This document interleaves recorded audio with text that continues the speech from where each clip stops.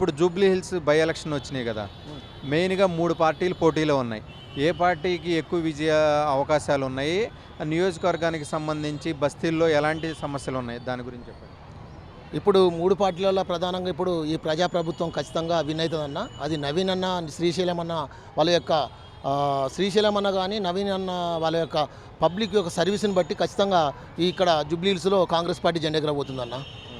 మెయిన్గా కొన్ని ప్రతిపక్ష పార్టీలు కూడా ఆరోపిస్తున్నాయి, నవీన్ ఒక రౌడీ షీటర్ కొడుక్కి సీటు ఎట్లా ఇస్తారని. నామినేషన్లో కూడా మొత్తం రౌడీ ముఖలే వచ్చినాయి అని కూడా ప్రతిపక్షాలు కూడా ఆరోపిస్తున్నాయి. దాన్ని ఎట్లా చూడొచ్చు?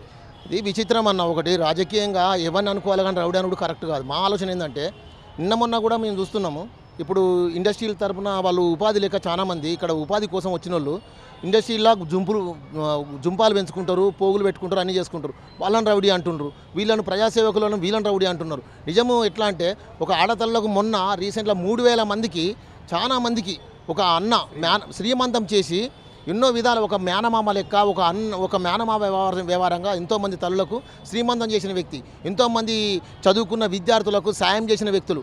ఒకవేళ నిజంగానే రౌడీ అనుకుందాం, ఆ రకంగా చేసినట్టయితే రౌడీ అనుకుంటే రౌడే కాదంటలేం. నేనేమంటానంటే రియల్గా కడప పోయి జూబ్లీ హిల్స్ ప్రజలను తెలుసుకుంటే రౌడీ ఎవరు, రౌడీ ప్రజాపాలకుడా ఇది చేసేదని జనం ఈజీగా చెప్పగలుగుతారన్న.